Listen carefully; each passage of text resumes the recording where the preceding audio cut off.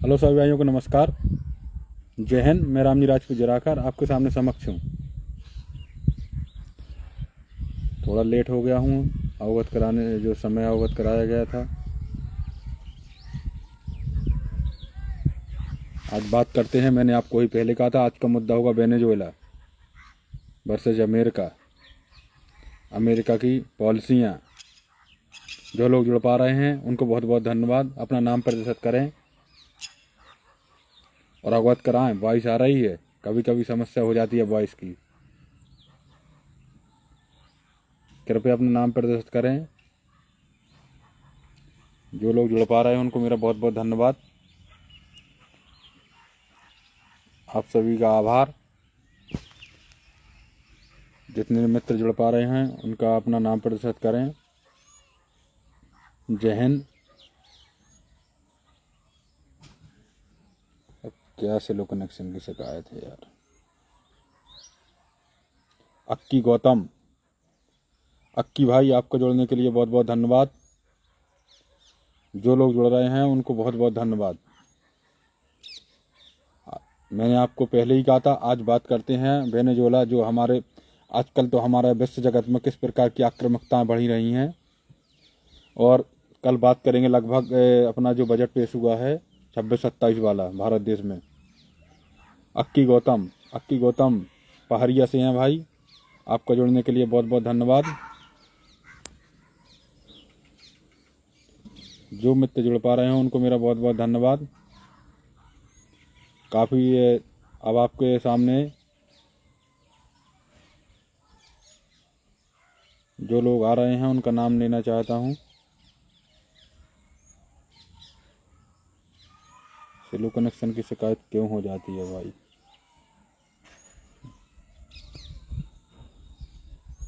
जो लोग जुड़ रहे हैं उनको मेरा बहुत बहुत धन्यवाद, आभार। बड़े भाई देवेंद्र राजपूत जी, प्रधान जी, गलिया से जुड़ने के लिए आपका बहुत बहुत धन्यवाद भाई साहब। संजय कुमार, राम राम संजय भाई। जो लोग जुड़ रहे हैं अपना नाम प्रदर्शित करें। बात को प्रारंभ करते हैं वेनेजुएला पर। बात करेंगे कल बजट पर।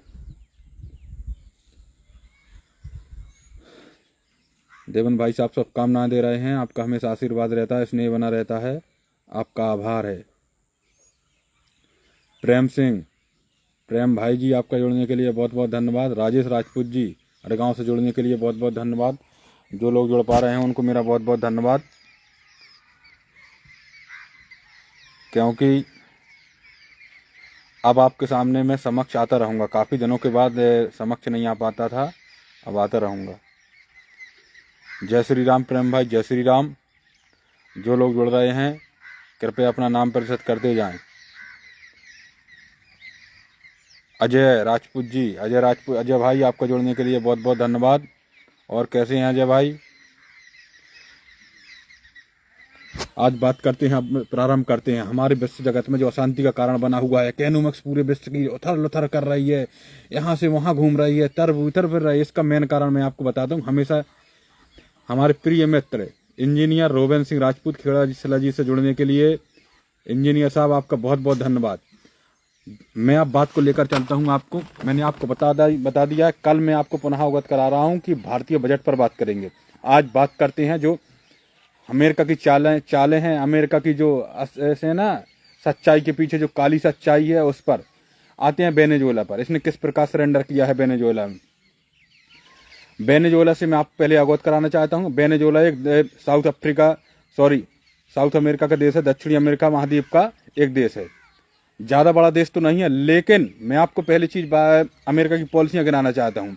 इसका आक्रमण का कारण क्या है, क्यों आक्रमण किया है, इसकी पॉलिसियाँ उसके पीछे क्या हैं, और मीडिया में या समाज में या विश्व में क्या दिखाया जा रहा है। नंबर चीज़ आप 3 बात नोटिस करना है जिसके कारण इसने उसको वहाँ के राष्ट्रपति को बंधक बनाया। पहला कारण, जो वेनेजुएला है उसके पास विश्व का बहुत बड़ा तेल भंडार है।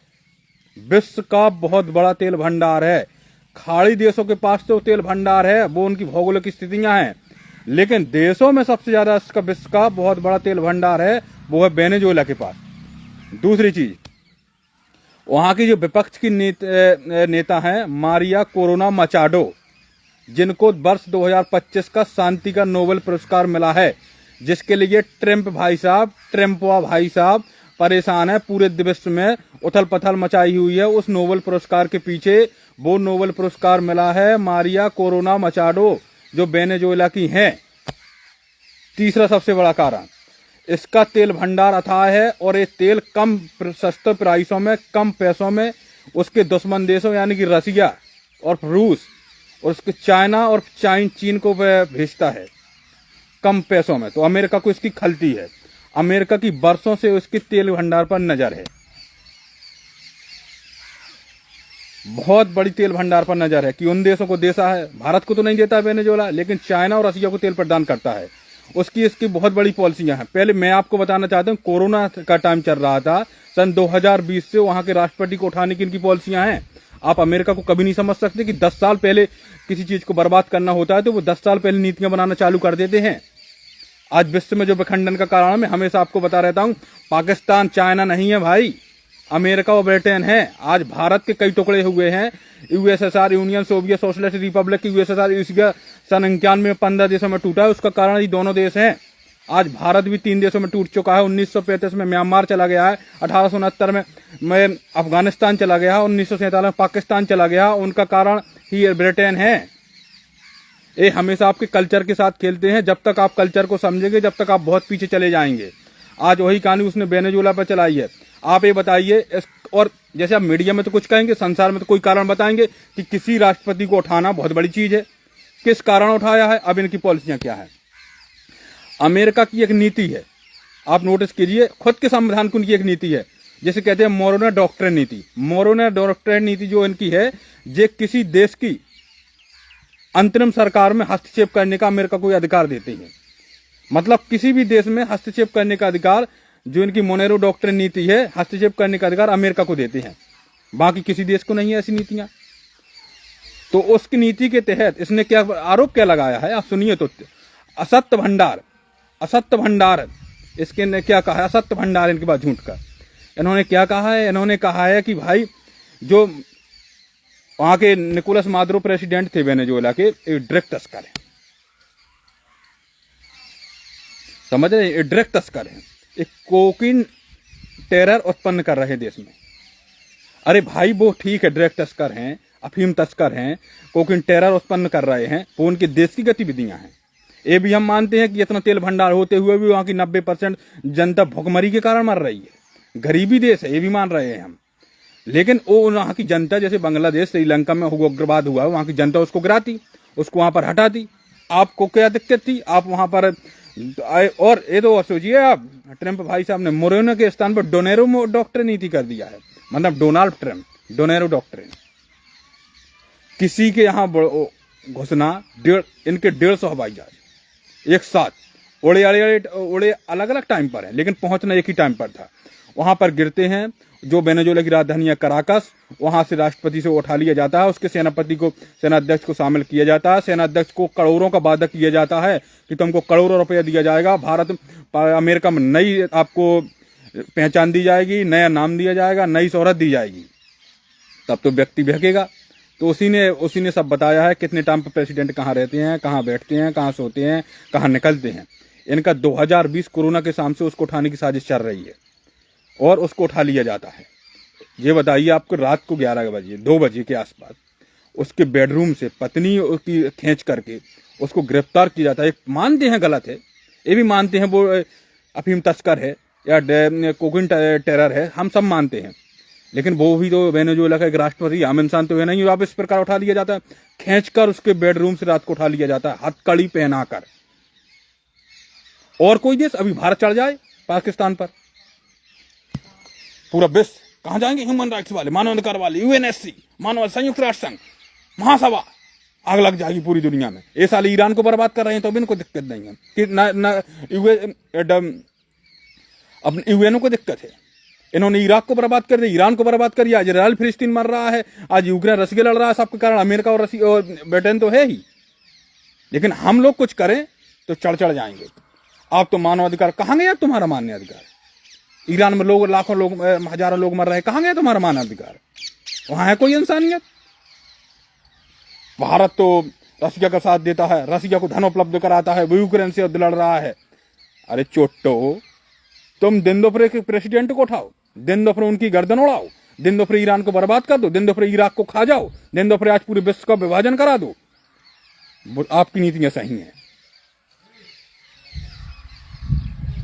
इस पॉलिसी इनकी समझनी चाहिए। आप किसी देश के प्रेसिडेंट को उठाते हैं, बेडरूम से खींचकर बाहर निकालते हैं, आपकी कहां की बेहतर नीतियां हैं?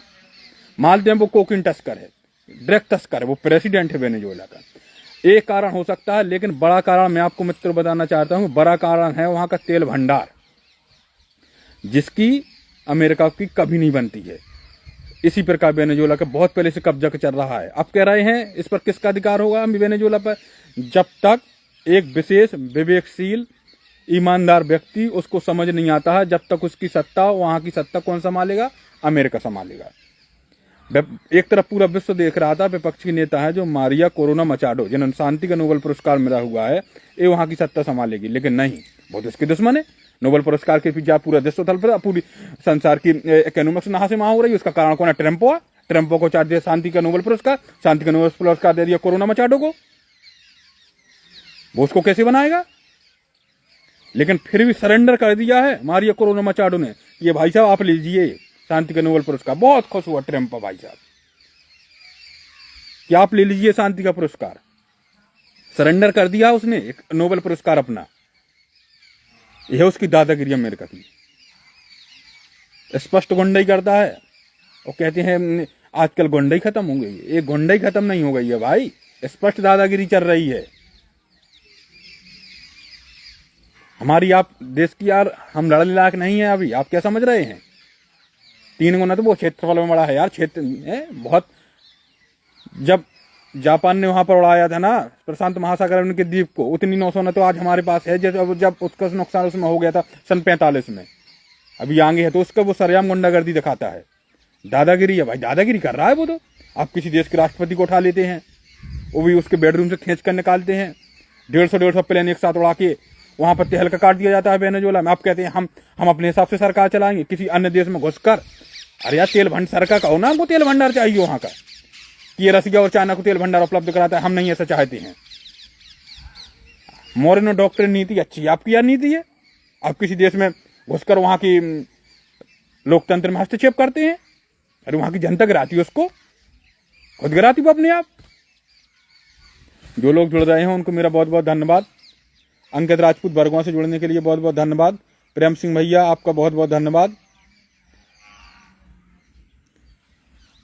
और विश्व को भी देखिए आप क्या देख रहा है, नजारा देख रहा है। अभी भारत पाकिस्तान को कुछ हो जाए तो सब सरेंडर, फिर तो सब चिल्लाएंगे ये गलत हो रहा है, मानवाधिकारों का उल्लंघन हो रहा है, आप क्या कर रहे हैं। वो तो शुक्र कीजिए उस टाइम पर दोनों बिना शादी वाले हो गए, अटल बिहारी वाजपेयी और हमारे महापुरुष एपीजे अब्दुल कलाम, जो हमारे पास परमाणु बम आ चुका है। नहीं तो हमारी ऊपर भी सन 71 में उन्होंने हमला बोल दिया था, आपको याद होगा, जब बांग्लादेश हमने अलग करवाया था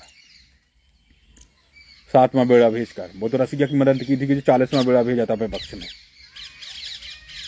भारत को कुछ एक किसी की नहीं है, ये बिजनेसमैन देश है। अब लोग कहेंगे कि मोदी जी का दोस्त है ट्रंप। हाँ, मैं इस बात को मानता हूँ ये मोदी जी की गलत पॉलिसी हुई। कैसी? ये जब इनके ट्रंप पिछली बार प्रेसिडेंट बने वहाँ के, ये बात को मैं स्वीकार करता हूँ। जब अमेरिका जाते हैं तो ये विपक्ष के नेता से नहीं मिलते हैं, ट्रंप से मिलते हैं। जबकि एक प्राइम मिनिस्टर से एक भूल नहीं होनी चाहिए, जब भी किसी देश के दौरे पर जाएं, बाहर किसी भी कंट्री में जाएं तो वहाँ पे विपक्ष से मिलिए, क्योंकि हमको तो देश की पॉलिसियां लेकर चलना है। पता नहीं आगे वाला वहाँ पर किसकी सरकार बनेगी, हमें दोनों को लेकर चलना है। लेकिन ये भी बात आप स्वीकार कीजिए, दोस्ती, हाँ अमेरिका कब दोस्त रहा है? संबंध बने थे। वही अमेरिका ने मोदी जी को 2002 के गोधरा कांड के बाद वो नहीं दिया था, वीजा नहीं दिया था, उधर प्रधानमंत्री बन गए, साला पिज्जा खिला रहा था।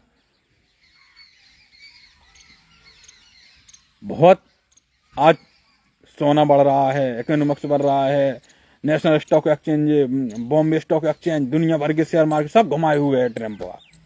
पूरे विश्व में उथल पथल मचा दिया है।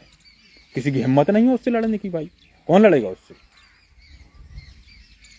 जो लोग जुड़ रहे हैं उनको मेरा बहुत बहुत धन्यवाद।